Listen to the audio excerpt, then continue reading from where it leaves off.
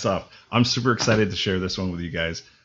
Really cool. I just totally bumbled into this last night. Some guy on TikTok was promoting his dev game on Steam and wanted people to check it out. So I went and checked it out. And while I was in there, I found this software that lets you create anime characters, fully customizable.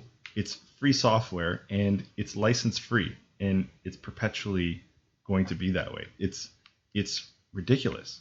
And the character is fully rigged, and when you bring it into Unreal, it can take all of the Unreal animations, has no issue with root motion. This sit and stand, when I use it with Mixamo, I have to do a whole bunch of reconfiguring to get the Mixamo character to sit because of the root bone. It's got its own root bone, no problem. Like, it just works, it looks fantastic, and you can create it any which way you want to. So awesome. I'm going to show you from beginning to end how to get this working in your project. Super simple, and I guess we'll just kind of get started, but I'm blown away. Super cool. So what do we need to do? We need to get you the software off of Steam. If you don't want to get it off of Steam, or you don't have Steam, you can go to the website. I'll put the link in the description below. So no worries there. We'll get you the software one way or another. If you are going into Steam, just go to the store and look for VRoidStudio. This is what will come up, and it's completely free to download. And you can see just from this video here, it's also compatible with some of the drawing software that you can put on tablets and things like that. So I haven't tried that out yet, but that looks freaking awesome. Anyways, download that. That's the main thing. And then you'll also need, let me just pull it up here. You'll also need this, this page. And this page just has the plugin for Unreal. And so if you were to use the VRoidStudio on its own, it would work fine.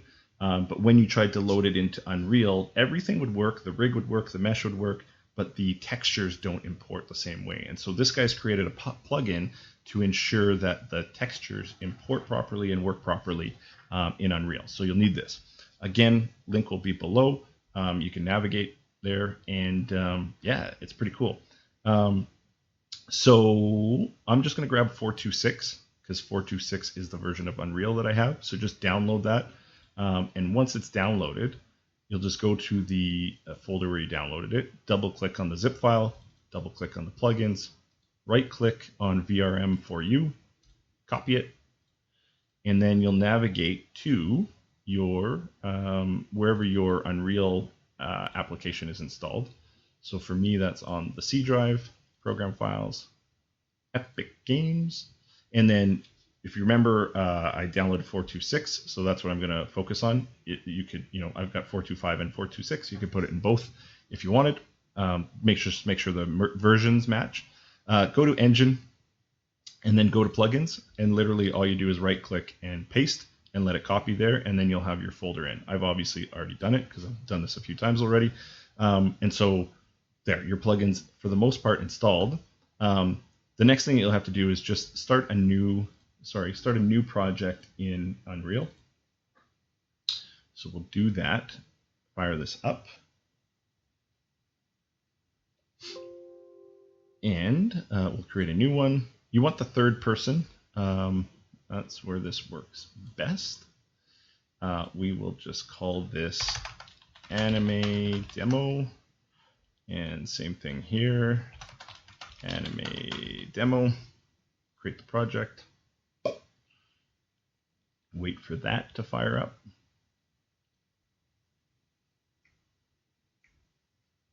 And then once it comes up here, you'll just want to go to your settings, go to plugins. At the top, you'll have to search for VRM, and then just click the little enabled check mark there, and then restart. And then once it's restarted, the plugin's installed. That's it. Simple as that. That's the hard part. And now we get to play a little bit.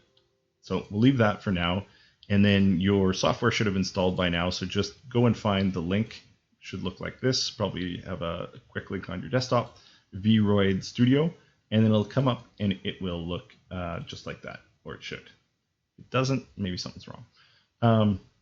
I'm just going to move, whoops, sorry about that. I'm just going to move my face out of your way here. And I move it down here. It just works better for this program than I'm out of the way. Okay, and then next is, here's all the mannequins that come out of the box. You can use any of these, and I don't know if I mentioned it, but this is completely license free. So this is Creative Commons. You can use these pre-made characters in your projects, commercial or otherwise. And the really cool thing is when you export it, if you spend a ton of time on your character and you want to repurpose and resell that character, you can. On export, it allows you to choose your own license for the character that you create. Like, insane that this is all free. There are some settings up here. By default, you should have the English version, but if you did something wrong, maybe you're on Japanese and you can just flip over to English, provided you don't know Japanese. And I leave the preview quality high, but maybe on slower machines, you might have to change that. And then let's just pick a character to start with. You always want to pick one of these, I think, to start with. Might as well use a base. And let's import them. Wait for that to load up. And then there's your character. And to move around the screen, you can use the middle mouse button. Just hold it down and you'll be able to have the character, sort of the camera pan there. And if you hold the right mouse button down, you can just rotate around. So that should feel pretty familiar if you've used any other sort of 3D software. And even in Unreal, I think they do something similar. Right away on the first screen, you could start customizing the eyes. There's a million different options. You can play around with the mouth and the ears, like make some elf ears if you want. You can change around all types of things. It's crazy. So you can do that. The cool thing is that any of these areas, so I guess I'll explain the layout. Across the top, you've got face editor, hair, body. Those are all the different things that you can sort of edit. And then you've got your exporter here. And then on the left is where any of these sections that you're in, these are the things that you can manipulate. So I have all selected, so it's got all the options that we can manipulate on the face. Some of them have this expression tab where you can actually change the expression of your character if that's what you want permanently showing on your character. You can tweak it to certain levels of joy or anger or whatever the heck it is that you want to do. I'm going to do joy here because I want to show you something. In textures, this is the really cool part, is they bring in all the UV mapping, and in real time, if you wanted, so you can color right on top of the UV maps in the editor here. If I was going to do this for real, I probably would export these and then make the changes, but just to show you how awesome this is, and I'm just going to do a crap job. But if we go back to that expression now, you can see we colored her tongue in purple and it's showing. So that's pretty cool. More important than just the tongue, though, is let's play around the face. I think that does a really good job of highlighting how powerful this is. So if you've used any sort of 2D software in the past, and maybe some 3D software, you might be familiar with layers. If not, layers are just like, in terms of, think about if you stacked a whole bunch of clear pieces of paper on top of each other, but on the first paper you drew a line, and then the second paper you drew a different line, and on the third you drew another line.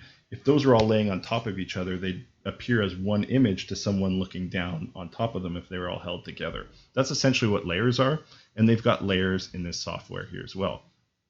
You see when I click on the layers, it shows the face. This part is in Japanese. I'm not sure why, but you can fix that. So on the layers, if you right-click on a layer and you hit export, and let's just call this, I don't know, anime char 1, and you'll see it's a PNG file. We'll do that, and then we'll do the same thing here. Export anime char 2. Then we'll do it for the third layer here. MHR3. And now you can see what each of the layers are. So we can actually rename those so we know what they are. Rename, the first one was, like a graph looking thing. Graph, save. Second one was the face or skin. And the last one, one thing, I don't know if I read it in the manual or if I saw it on YouTube or what, but they do say that the last layer of every file, just don't touch it. It's got some base information that you just should never touch. So I don't rename that one because then it's a good reminder like, hey, don't touch the Japanese one. Anyways, you can add a layer with this plus button, and then you can move the layers up or down throughout. So on this top layer, if I want, I can now pick a brush and use like this spray paint brush, and I could just lightly do the lips here, and now she's got like this pink lipstick on. I mean, you can go crazy and do whatever the heck you want to do. If I was going to do this for real, I would probably just export these like I showed you, edit them in a proper 2D editing program, and then re-import them, because in the same place, if you right click and import, you can import the files back in. So you can literally customize these characters as much as you want. Like it's insane. And again, like this is all for free, so it's pretty darn cool. You've got some composition modes for your layers as well here, and you can play around with the opacity if you wanted to. Pretty standard stuff, again, if you're familiar with this type of software. Nothing new, so it's just cool. It's familiar, it works, it is awesome. What else do I want to show you? I think that pretty much covers this. I think the other one that's interesting, actually this one is really interesting. In hair, I'm just going to hide all of the hair layers, so you can see as I click on each one of these layers, each one is a layer of hair that they've created. If I add a freehand group, you'll see this little mesh comes up, and each one of these other layers has a mesh as well. What you can do, this mesh basically tells you where you can paint hair on the model. So if we did something like this, say, how's that? Yeah, that gives us something to work with. Pull this out from the back, and maybe, let's do something crazy like that. Now, what you can do is, we're doing that with the select tool. If you take this pencil tool, and these are the colors that you can use if you want, you can start putting hair on your character however you want. And there's some like awesome tutorials. I mean, I'm just, cheesily doing it here. I haven't really learned or played around with this yet, but you kind of get the idea, and you've seen the quality that they've produced on the models that are already in there, that this is really powerful. Very cool. And I mean, obviously to do it right, you would build multiple layers. The other thing they have in here, and I haven't really learned about it yet, so you guys can learn just like me.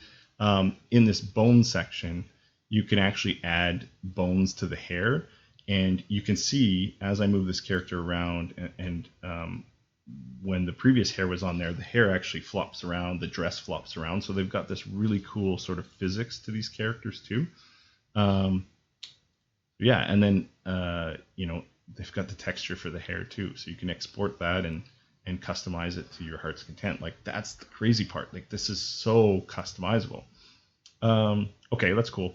And then the last thing I'll just show you quickly, nothing new now that you've seen what we've already done, but I clicked on the clothing, and same thing on the texture.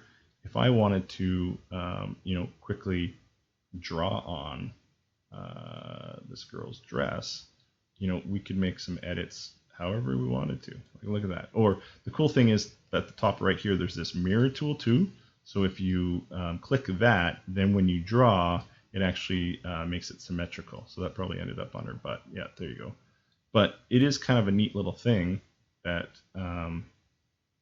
could have some duplication of anything that you do in this editor, right? So kind of neat. and then you again, right? Like everything in this is customizable.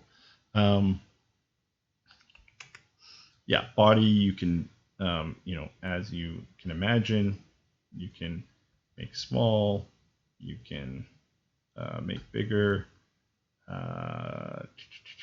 right? Like you can oversize this too. There is somewhere, yeah, like you can make like super cartoony, right? Like, and make their feet huge and their head huge, like if we wanted, boom, right? Like, so whatever you want to do, this sort of lets you do, with the ability to import and export the textures too. I don't think that you have to stay in the realm of like anime. Like I bet you we could customize this model to something like real looking too. Would love to see what people create. Like if you guys do use this and it's new and you get creative, like send me some of your creations. I'd love to see what people are doing with this. Anyways, here's the last section. So I went into the camera exporter, and I'll try and go through this quick. But the cool thing is, in the background, if you wanted, you could jam in this code 00FF33, and you can chroma key that out. So you could build captures and send the PNGs out, and then chroma key that. So that's kind of cool. You can, in the pose and animation, it's got animations. I haven't seen whether or not you can export these animations, but the cool thing is like while you're creating your character, before you export it, you can kind of test it out. So imagine, like I was saying before, you were creating the hair bones, or you were messing with the cloth and you wanted to make sure it was falling right. Well, you can test it out in these animations before you export it. Pretty cool. The other thing here, it's got the female animations, it's got the male ones. I always do this with everyone. Hiya! And then it also has this pose. So if you're familiar with IKs, you can actually pose this girl any way you want, and it works really, really well. It's really good. Anyways, and that's just local to this editor. And then if you were to do a capture, you can export that picture in whatever pose you have. And then lastly, this is what we're here for, is we want to export. You don't need to adjust any of the settings. It's just going to export the model, not any of that other crap that we were doing. And obviously the changes to the model. You hit export. We'll give it a title. Her name is Victoria. So let's follow that.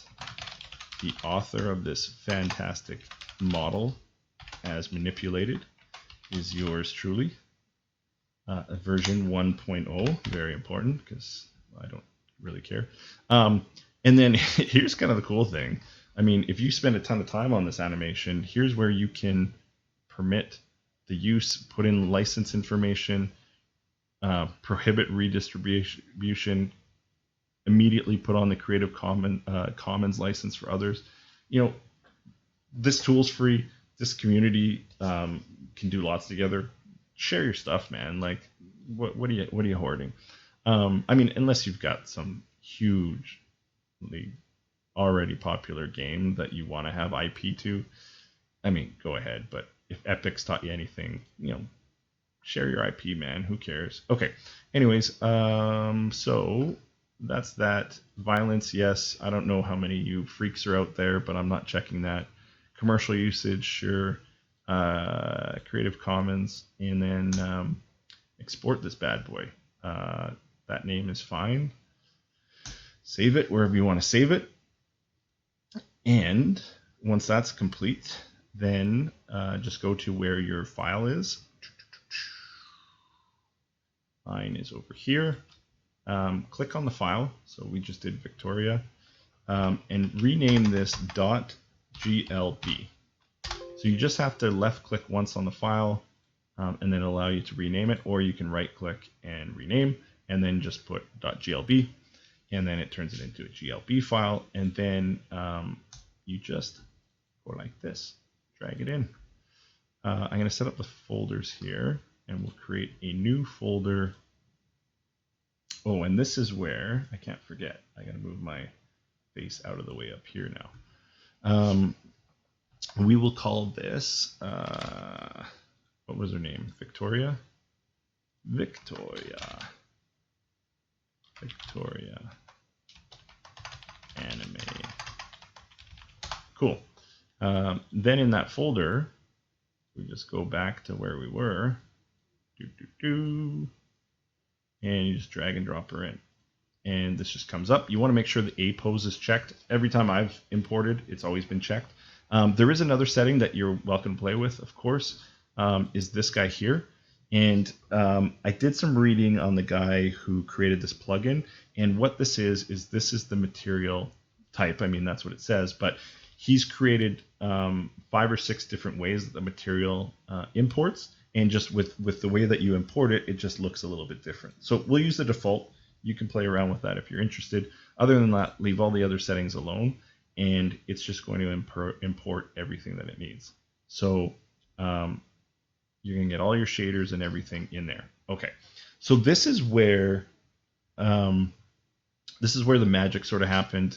I'll just show you this quick if you care. I don't know that everybody cares about this, but if you open this material, it doesn't work in the same way that normal materials do. So normally you have the material instance and then you have the master material, and you can just manipulate those however you want.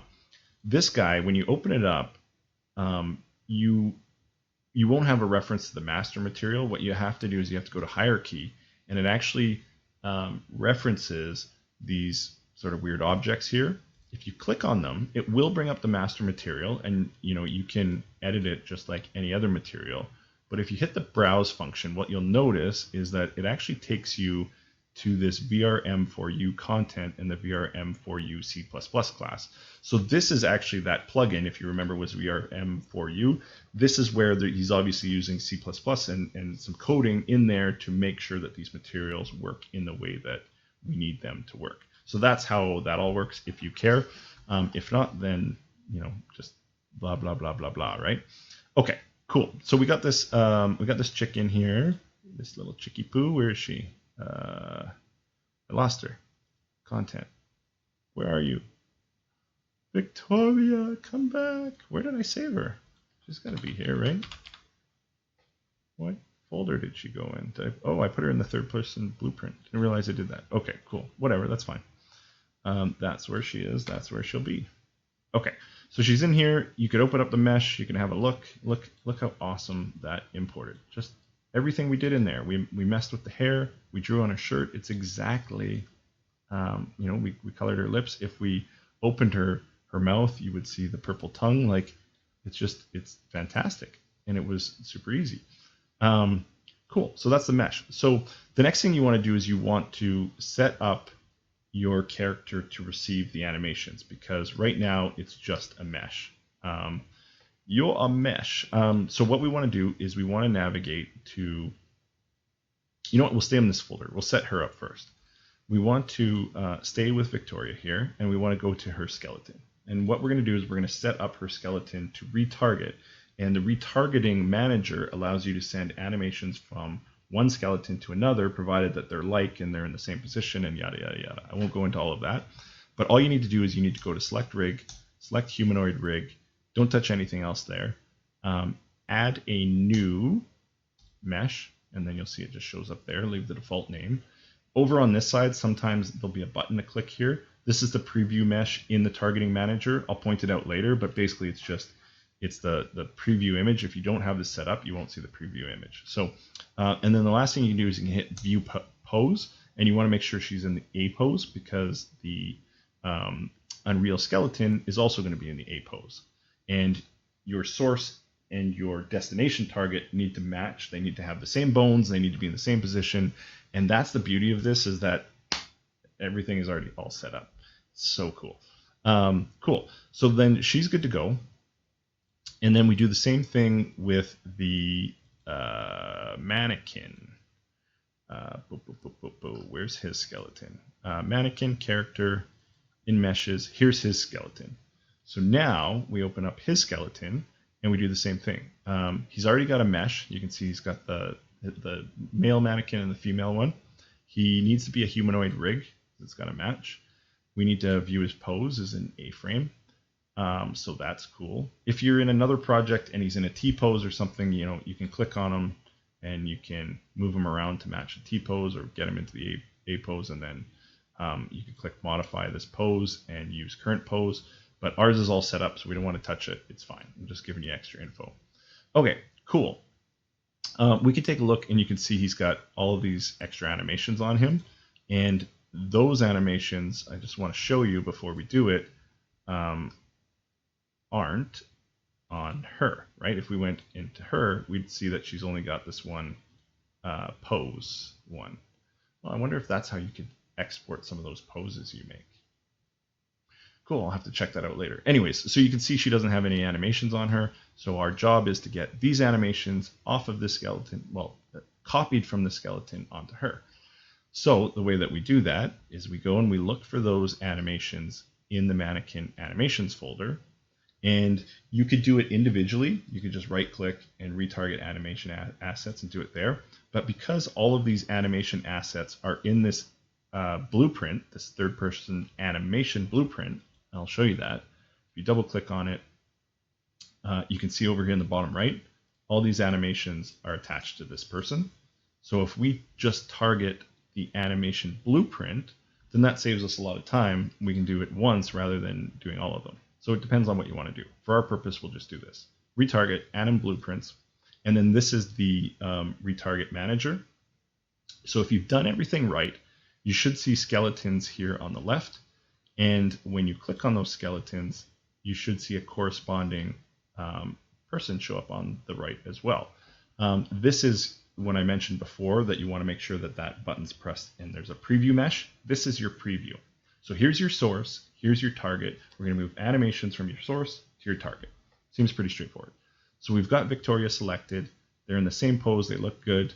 The other thing that you can do is you can change where your animations are going to be copied to. So these animations are currently in the mannequin animations folder. We want them in a folder that's more suitable for her. We know we put her in the third person blueprint folder, and we'll put her animations with her stuff. Boom. The other thing I like to do is I like to put a prefix. Because we have the same animations, if we call them the same thing, later when you're doing drop downs and from menus, it makes it very complicated to know, well, which third person is the third person. Even if you have the one prefix at the end, it makes it very difficult to tell the difference. So what I like to do is, do this, put VRD underscore. I mean, it depends on how many assets you have. You might want to put something more unique, but I put VRD for the tool that we're using is that, what is it called? VROID, so VRD. That's how I came up with that. So this will put a prefix on all those animations. Boom. Okay, so we changed the folder, we put a prefix, and now we just hit retarget. And voila, look at this. If we open up her animation blueprint, you can go through and you can see that none of them worked. What the hell? This has always worked. How come this all of a sudden, as I'm doing this tutorial, all of a sudden it didn't work? What the F? This has worked every time. What did I miss? What did I miss? Let's try this again. What did I miss? I'm so upset right now. Okay, let's do this again. Let's just try one of these. Retarget anim asset from him to Victoria. Prefix VRD. Change. Third person blueprint. Her. Okay. I want to underscore here. Retarget. Come on, baby. Okay, so that worked. I'm surprised that the complete animation blueprint didn't work. That's really surprising to me. It worked in the past. Did I click something wrong there? Retarget. I mean, whoops. I wonder if something. The mesh is fine.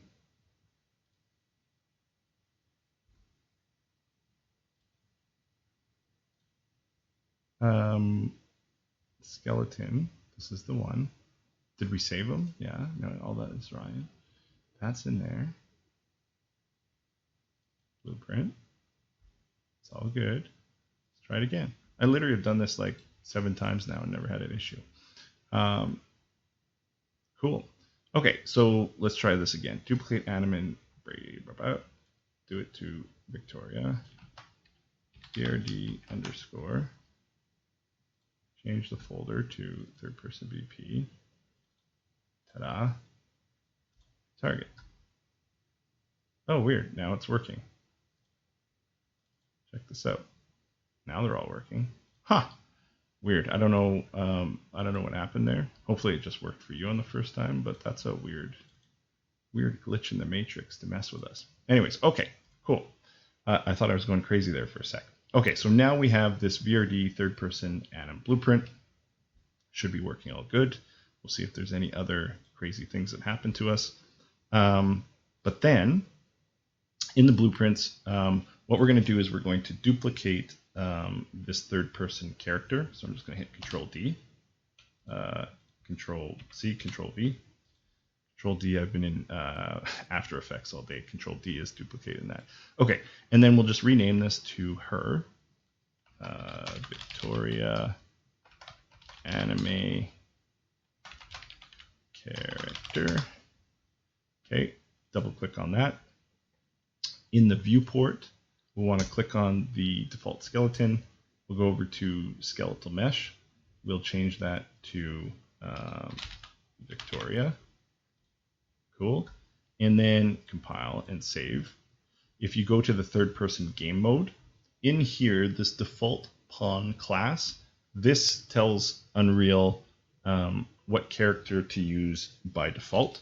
So we'll put in VRD. No, we'll put in Victoria, anime character, and then we'll compile and save. And now if we hit play, she'll... Let's try this again. Victoria anime character, compile, save. Why is it? Oh, because he's out here. Delete that. Hit play, and then she's in there. But you'll notice she's not animating yet, which is fine. This is expected. So that's cool. So she's now our third person character. If we double click on this and then we click on her, the one thing that we didn't add was she needs animation mode, and an animation class. So it says use animation blueprint. That's why we retargeted the animation blueprint. So check this out. We called that, I think, VRD. Click on that, and instantly she starts being animated. Cool, hey? Compile, save, boom. Press play, and we're done. You have your own custom character, fully rigged, with all of the animations that will work with the third-person character, just like that. Done. So cool, eh? Like, I'm just blown away at how well this tool works. That one little blip threw me for a second, but it's cool. I wanted to show you one other thing on here. I'll see if I still have it up. There's a ton of information. A lot of people are using these for like custom like characters in Twitch, like they're being like virtual hosts, and they use them to like face rig and stuff like that, which is cool. But I thought for our purposes, I did find this cool tool, VRoidStudio, Speed Sculpt. Can't type. And where was it? Oh, this one. This dude. If you work in a team, you should be using Monday.com. Yeah. It's a platform to manage any team and any work. You do what you want. You don't have to use Monday. Okay. Yeah, so check this out. This guy flies through. Yeah, check this out. Buddy goes through and just shows you how a pro uses this thing. Like, boom. Like, look at him go. So he goes from, one of the starting mannequins to, he's recreating this, obviously. He goes to that in like a couple of minutes on some, yeah, he goes to that final character there, and you can see like her hair's going around nice with the bones, and new outfit, like everything. So I'm sure if you follow this, that's kind of my plan, is to kind of watch what he's doing and learn from that. But there's tons of tutorials. It's super cool. Oh, there was one more thing I wanted to share with you guys. I also found that there's this booth.pm Japanese site that has a whole bunch of assets available. If you go down to here and turn the max price to 0 yen, you can go and get a whole bunch of assets. So I talked about importing and exporting. They have ready-made models that you can import into this thing.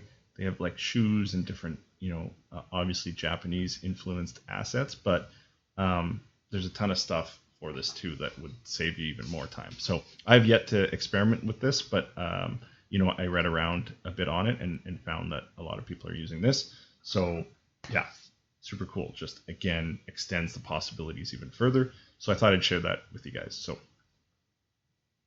that's it. But yeah, I hope you enjoy. I did put a bunch of work into this tutorial and some of the other ones. So if you like what I'm doing and finding information and getting it out to people and making it digestible, then support me. Super small, just to give me a like and subscribe if you like the content.